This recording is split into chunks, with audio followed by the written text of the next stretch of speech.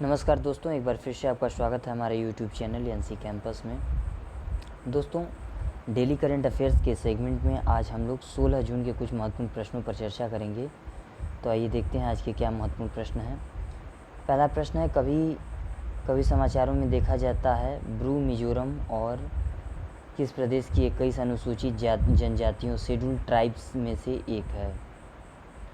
Option A है Himachal Pradesh, option B है Gujarat, option C है त्रिपुरा, ऑप्शन डी है कर्नाटक। इसका सही जवाब होगा ऑप्शन सी त्रिपुरा।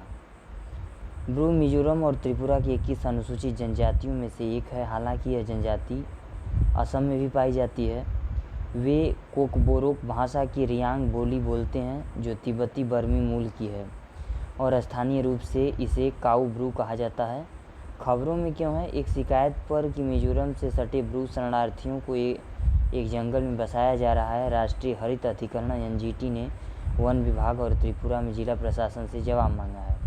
बढ़ते हैं अगले प्रश्न की तरफ। अगला प्रश्न है, हाल ही में निम्नलिखित में से किस मंत्रालय ने केंद्रीय एथलीट चोट प्रबंधन प्रणाली CAIMS लॉन्च की है।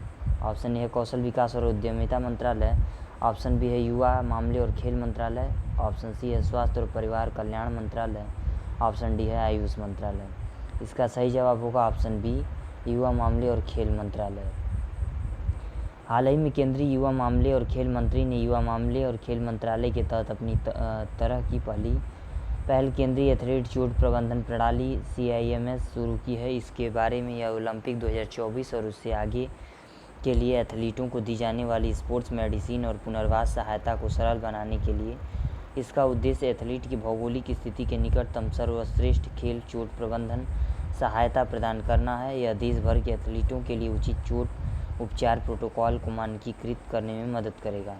बढ़ते हैं अगले प्रश्न की तरफ। अगला प्रश्न है, कभी कभी समाचारों में देखा जाता है भारतीय तटरक्षक बल की प्रजातियों को समर्पित ऑपरेशन ओलिविया आयोजित करता है। ऑप्शन ए है कछुए, ऑप्शन बी है सांप, ऑप्शन सी है मेढक, ऑप्शन डी है तितली। इसका सही जवाब होगा ऑप्शन ए कछुए। भारतीय तटरक्षक बल हर साल ऑपरेशन ओलिविया आयोजित करता है जो ओलिव रिडले कछुओं को समर्पित है। इसकी शुरुआत 1980 के दशक में हुई थी।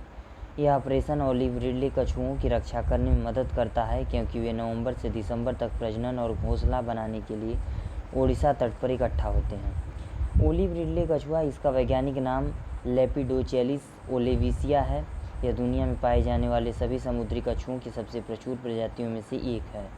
यह मुख्य रूप से प्रशांत और हिंद महासागरों में गर्म और उष्णकटिबंधीय जल में पाया जाता है, लेकिन अटलांटिक महासागर के गर्म पानी में भी पाया जाता है।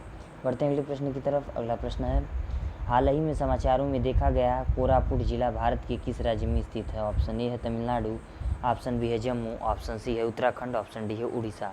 इसका सही जवाब होगा ऑप्शन डी उड़ीसा। कोरापुट दक्षिणी ओडिशा का एक जिला है जिसका मुख्यालय कोरापुट में है। यह जिला पूर्वी घाट में स्थित है। यह अपने पहाड़ी इलाके, समृद्ध और विविध प्रकार के खनिज भंडार एवं अपनी आदिवासी संस्कृति और परंपराओं के लिए जाना जाता है। खबरों में क्यों है, ऐसा प्रतीत होता है कि ओडिशा के कोरापुट जिले में हल्दी उगाने वाली महिलाओं ने एक ऐसे बाजार में पैर जमा लिया है जो उनकी जैविक फसल के लिए 12मासी वापसी का वादा करता है। हल्दी करकुमा लोंगा यह अदरक परिवार का एक 12मासी शाकीय पादप है। पादप के भूमिगत तने या प्रकंद का उपयोग प्राचीन काल से मसाले, डाई, दवा और धार्मिक क्रियाओं के रूप में किया जाता है। बढ़ते हैं अगले प्रश्न की तरफ। अगला प्रश्न है, निम्नलिखित में से किस भारतीय मूल के पत्रकार ने मुस्लिम, उइगरों और अन्य अल्पसंख्यक जातियों के लिए चीन के सामूहिक हिरासत शिविरों को उजागर करके पुलित्जर पुरस्कार जीता है। ऑप्शन ए है नील वेदिक, ऑप्शन बी है मेघा राजगोपालन, ऑप्शन सी है बीजू गोविंद, ऑप्शन डी है शेखर गुप्ता। इसका सही जवाब होगा ऑप्शन बी मेघा राजगोपालन। मेघा राजगोपालन एक भारतीय मूल की पत्रकार ने मुस्लिम, उइगर और अन्य अल्पसंख्यक जातियों के लिए चीन के सामूहिक हिरासत शिविरों को उजागर करने वाली उपग्रह प्रौद्योगिकी का उपयोग करने वाली नवीन खोजी रिपोर्टों के लिए अमेरिका का शीर्ष पत्रकारिता पुरस्कार पुलित्जर पुरस्कार जीता है। पुलित्जर पुरस्कार या समाचार पत्र, पत्रिका और ऑनलाइन पत्रकारिता, साहित्यिक उपलब्धियों और संगीत रचना में उत्कृष्टता के लिए प्रतिवर्ष प्रस्तुत किया जाने वाला शीर्ष अमेरिकी पत्रकारिता पुरस्कार है। बढ़ते हैं अगले प्रश्न की तरफ। अगला प्रश्न है, हाल ही में निम्नलिखित में में से किस बैंक ने भारत में फोर्ब्स 2021 की विश्व के सर्वश्रेष्ठ बैंकों की सूची में शीर्ष स्थान प्राप्त किया है? ऑप्शन ए है ICICI बैंक, ऑप्शन बी है CSB बैंक, ऑप्शन सी है DBS बैंक, ऑप्शन डी है SBI बैंक। इसका सही जवाब होगा option C DBS bank. Forbes पत्रिका द्वारा जारी भारत के लिए विश्व के सर्वश्रेष्ठ बैंकों की 2021 की सूची में DBS बैंक को 30 घरेलू और अंतर्राष्ट्रीय बैंकों में से भारत में शीर्ष बैंक के रूप में स्थान दिया गया है। 2021 विश्व के सर्वश्रेष्ठ बैंक सूची का तीसरा संस्करण है और DBS बैंक ने ग्राहकों की संतुष्टि के आधार पर तैयार की गई सूची में लगातार दूसरे वर्ष शीर्ष स्थान बरकरार रखा है। बढ़ते हैं अगले प्रश्न की तरफ। अगला प्रश्न है, डॉक्टर अशोक पनगढ़िया जिनका हाल ही में निधन हो गया, वह किस पेशे से थे? ऑप्शन ए है त्वचा विशेषज्ञ, ऑप्शन बी है न्यूरोलॉजिस्ट, ऑप्शन सी है हृदय रोग विशेषज्ञ, ऑप्शन डी है एंडोक्रिनोलॉजिस्ट। इसका सही जवाब होगा ऑप्शन बी न्यूरोलॉजिस्ट। वह भारतीय न्यूरोलॉजिस्ट, चिकित्सा शोधकर्ता और अकादमिक थे जो तंत्रिका कोशिकाओं और न्यूरोमायोटोनिया पर अपने शोध के लिए जाने जाते थे। उन्हें 2014 में भारत सरकार द्वारा पद्मश्री के चौथे सर्वोच्च भारतीय नागरिक पुरस्कार से सम्मानित किया गया था। हाल ही में कोविड-19 जटिलताओं के कारण उनका निधन हो गया। न्यूरोमायोटोनिया NMT यह परिधीय तंत्रिका हाइपर कनेक्टिबिलिटी का एक रूप है जो परिधीय मूल की दोहरावदार प्रेरक इकाई क्रिया क्षमता के परिणामस्वरूप सहज पेशी गतिविधि है। बढ़ते हैं अगले प्रश्न की तरफ। अगला प्रश्न है, अंतर्राष्ट्रीय एल्बिनिज्म जागरूकता दिवस हर साल कब मनाया जाता है? ऑप्शन ए है 11 जून, ऑप्शन बी है 12 जून, ऑप्शन सी है 14 जून, ऑप्शन डी है 13 जून। इसका सही जवाब होगा ऑप्शन डी 13 जून। प्रत्येक वर्ष 13 जून को दुनिया भर में एल्बिनिज्म वाले व्यक्तियों के मानवाधिकारों का उत्सव मनाने के लिए अंतर्राष्ट्रीय एल्बिनिज्म जागरूकता दिवस IAAD प्रतिवर्ष मनाया जाता है। IAAD की 2021 की theme strength beyond all odds है। 18 दिसंबर 2014 को संयुक्त राष्ट्र महासभा ने 13 जून को अंतर्राष्ट्रीय एल्बिनिज्म जागरूकता दिवस के रूप में स्थापित करने के लिए एक प्रस्ताव अपनाया। बढ़ते हैं अगले प्रश्न की तरफ। अगला प्रश्न है, निम्नलिखित में से किस बैंक ने कोविड तनावग्रस्त ग्राहकों के लिए कवच व्यक्तिगत ऋण लॉन्च किया है? ऑप्शन ए है SBI बैंक, ऑप्शन बी है ICICI बैंक, ऑप्शन सी है HDFC बैंक, ऑप्शन डी है एक्सिस बैंक। इसका सही जवाब होगा ऑप्शन ए SBI बैंक। हाल ही में भारतीय स्टेट बैंक SBI ने एक नया ऋण कवच व्यक्तिगत ऋण लॉन्च किया है। यह अपने उन ग्राहकों को वित्तीय राहत प्रदान करेगा जो कोविड संबंधित उपचार लागत के कारण आर्थिक संकट का सामना कर रहे हैं। बढ़ते हैं अगले प्रश्न की तरफ। अगला प्रश्न है, बॉलीवुड के जाने माने किस अभिनेता एवं सामाजिक कार्यकर्ता का 97 वर्ष की उम्र में निधन हो गया है? ऑप्शन ए है चंद्रशेखर वैद्य, ऑप्शन बी है नाना पाटेकर, ऑप्शन सी है परेश रावल, ऑप्शन सी है परेश रावल, ऑप्शन डी है सतीश कौशिक। इसका सही जवाब होगा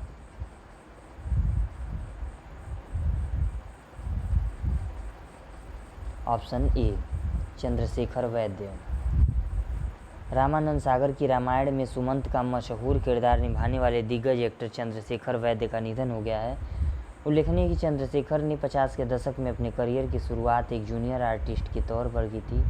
कई फिल्मों में जूनियर आर्टिस्ट का रोल निभाने के बाद बाद में चंद्रशेखर कई फिल्मों में हीरो के तौर पर नजर आए और बाद में एक चरित्र अभिनेता के तौर पर उन्होंने अपनी पहचान बनाई थी। उन्होंने साल 1954 में औरत तेरी यही कहानी इससे एक्टिंग की दुनिया में कदम रखा था। बढ़ते हैं अगले प्रश्न की तरफ। अगला प्रश्न है, भारतीय क्रिकेट कंट्रोल बोर्ड BCCI ने किस क्रिकेटर पर लगे आजीवन प्रतिबंध को हटा लिया है? Option A Ajinkya Rahane, option B है दिनेश कार्तिक, ऑप्शन सी है मुरली विजय, ऑप्शन डी है अंकित चौहान। इसका सही जवाब होगा ऑप्शन डी अंकित चौहान। भारतीय क्रिकेट कंट्रोल बोर्ड BCCI ने क्रिकेटर अंकित चौहान पर लगे आजीवन प्रतिबंध को हटा लिया है। साल 2013 में चौहान को इंडियन प्रीमियर लीग IPL के छठे संस्करण के दौरान स्पॉट फिक्सिंग के आरोप में गिरफ्तार किया गया था। अंकित चौहान दिल्ली पुलिस ने अजीत चंदीला और श्रीसंत के साथ गिरफ्तार किया था।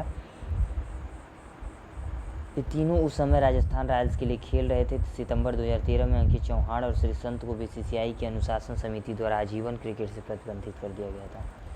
बढ़ते हैं अगले प्रश्न की तरफ। अगला प्रश्न है, हाल ही में किस राज्य सरकार ने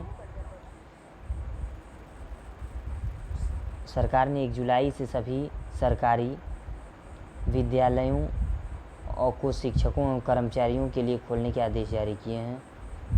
ऑप्शन ए है उत्तर प्रदेश, ऑप्शन बी है बिहार, ऑप्शन सी है पंजाब, ऑप्शन डी है दिल्ली। इसका सही जवाब होगा ऑप्शन ए उत्तर प्रदेश। उत्तर प्रदेश सरकार ने राज्य में सभी शासकीय प्राथमिक और उच्च प्राथमिक विद्यालयों को 1 जुलाई 2021 से खोले जाने के आदेश दिए हैं। राज्य सरकार द्वारा यह आदेश 15 जून 2021 को जारी किया गया। हालांकि उत्तर प्रदेश बेसिक शिक्षा परिषद के सचिव प्रताप सिंह बघेल द्वारा जारी आदेश को विभिन्न प्रभागी सहायक शिक्षा निदेशकों और बेसिक शिक्षा अधिकारियों को भेजा गया है और इसके अनुसार राज्य सरकार ने लगभग 1.5 लाख इन विद्यालयों में सिर्फ शिक्षक और प्रशासनिक कार्यों के कर्मचारी की उपस्थिति होंगे। अब स्कूलों को नए शैक्षणिक सत्र के लिए दाखिले और अन्य कार्यों जैसे पठन सामग्री के वितरण, रखरखाव, स्कूलों के सौंदर्यीकरण के लिए खोला जाएगा। बढ़ते हैं अगले प्रश्न की तरफ। अगला प्रश्न है, राष्ट्रीय पुरस्कार से सम्मानित निम्न में से किस कन्नड़ अभिनेता का 38 वर्ष की आयु में सड़क दुर्घटना में निधन हो गया है? ऑप्शन ए है पुनीत राजकुमार, ऑप्शन बी है शिव राजकुमार, ऑप्शन सी है संचारी विजय, ऑप्शन डी है मोहनलाल। इसका सही जवाब होगा ऑप्शन सी संचारी विजय। कन्नड़ सिनेमा के मशहूर अभिनेता संचारी विजय का निधन हो गया है। एक सड़क दुर्घटना में वो गंभीर रूप से घायल हो गए थे, जिसके चलते संचारी विजय का निधन हो गया। संचारी विजय फिल्मों में अपनी खास और अलग अभिनय करने के लिए जाने जाते थे। संचारी विजय ने साल 2011 में फिल्म रंगप्पा होगबीतना से एक्टिंग डेब्यू किया था। गौरतलब है कि फिल्म नानू अवनाल्ला अवालू के लिए संचारी ने नेशनल अवार्ड जीता था। बढ़ते हैं अगले प्रश्न की तरफ। अगला प्रश्न है, विश्वदाता सूचकांक 2021 वर्ल्ड गिविंग इंडेक्स 2021 की रिपोर्ट के अनुसार दुनिया का 14वां सर्वाधिक परोपकारी देश निम्न में से कौन सा है? ऑप्शन ए है नेपाल, ऑप्शन बी है चीन, ऑप्शन सी है भारत, ऑप्शन डी है रूस। इसका सही जवाब होगा ऑप्शन सी भारत।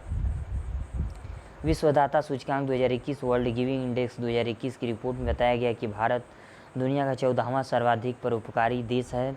कोविड-19 महामारी ने दुनिया भर में दान कार्यों के रुझानों का संकेत दिया है। चैरिटीज एंड फंड CAF ने इस वर्ष के सर्वेक्षण में दान और परोपकारी गतिविधियों पर लॉकडाउन के प्रभावों का उल्लेख किया गया है। ऑस्ट्रेलिया और न्यूजीलैंड दुनिया के शीर्ष 10 दानदाता देशों में बने हुए हैं। बढ़ते हैं अगले प्रश्न की तरफ। अगला प्रश्न है, जॉन हॉपकिंस यूनिवर्सिटी ट्रैकर के मुताबिक कोविड-19 के कारण 6 लाख मौतें दर्ज करने वाला पहला देश निम्न में से कौन बन गया है? ऑप्शन ए है नेपाल, ऑप्शन बी है अमेरिका, ऑप्शन सी है जापान, ऑप्शन डी है रूस। इसका सही जवाब होगा ऑप्शन बी अमेरिका। अमेरिका दुनिया में कोरोना से सबसे ज़्यादा प्रभावित देशों में से एक है। अब वहाँ कोरोना संक्रमण के चलते जान गंवाने वालों की संख्या 6 लाख के पार हो गई है। हालांकि बताया जा रहा है कि कोरोना वैक्सीनेशन की वजह से मौतों में होने वाली संख्या में बेहद कमी आई है। कैलिफोर्निया राष्ट्रीय मृत्यु दर सूची में सबसे ऊपर है, यहाँ 63,191 मौतें हुई हैं। बढ़ते हैं अगले प्रश्न की तरफ। अगला प्रश्न है, हाल ही में किस देश ने एक बार फिर से गाजा पट्टी पर एयर स्ट्राइक शुरू कर दी है? ऑप्शन ए है रूस, ऑप्शन बी है जापान, ऑप्शन सी है चीन, ऑप्शन डी है इजराइल। इसका सही जवाब होगा ऑप्शन डी इजराइल। इजराइल ने एक बार फिर से गाजा पट्टी पर एयर स्ट्राइक शुरू कर दी है। पिछले महीने लागू हुए युद्ध विराम के बाद 16 जून को पहली बार इजराइल ने गाजा पट्टी में हवाई हमले किए हैं। इजरायली सेना ने कहा कि हमारे विमानों ने गाजा शहर और दक्षिणी शहर खान यूनिस में हमास के सशस्त्र परिसरों पर हमला किया है। महत्वपूर्ण बात यह है कि दो दिन पहले ही इजराइल में सत्ता परिवर्तन हुआ है। बेंजामिन नेतन्याहू की जगह नेफ्ताली बेनेट देश के प्रधानमंत्री बने हैं। बढ़ते हैं अगले प्रश्न की तरफ। अगला प्रश्न है, EPFO ने कर्मचारियों के भविष्य निधि कोष UAN के आधार नंबर को जोड़ने की एवं रिटर्न दाखिल करने की अवधि को कब तक के लिए बढ़ा दिया है? ऑप्शन ए है 10 नवंबर, ऑप्शन बी है 1 सितंबर, ऑप्शन सी है 15 अक्टूबर, ऑप्शन डी है 20 दिसंबर। इसका सही जवाब होगा ऑप्शन बी 1 सितंबर। EPFO ने कर्मचारियों के भविष्य निधि कोष के UAN को आधार नंबर के साथ सत्यापित करते हुए PF रिटर्न दाखिल करने की समय सीमा को 1 सितंबर 2021 के लिए बढ़ा दिया है। गौरतलब है कि इससे पहले यह जोड़ने की आखिरी तारीख 1 जून 2021 रखी गई थी, लेकिन EPFO द्वारा जारी आदेश के बाद आधार सत्यापित UAN PF रिटर्न की रिसीट दाखिल करने की समय सीमा को बढ़ा दिया गया है। बढ़ते हैं अगले प्रश्न की तरफ। अगला प्रश्न है, दोस्तों ये वीडियो यहीं समाप्त होती है। वीडियो कैसी लगी कमेंट बॉक्स में जरूर बताएं। वीडियो अच्छी लगी तो इसे ज़्यादा से ज़्यादा लाइक करें, शेयर करें, सब्सक्राइब करें। धन्यवाद।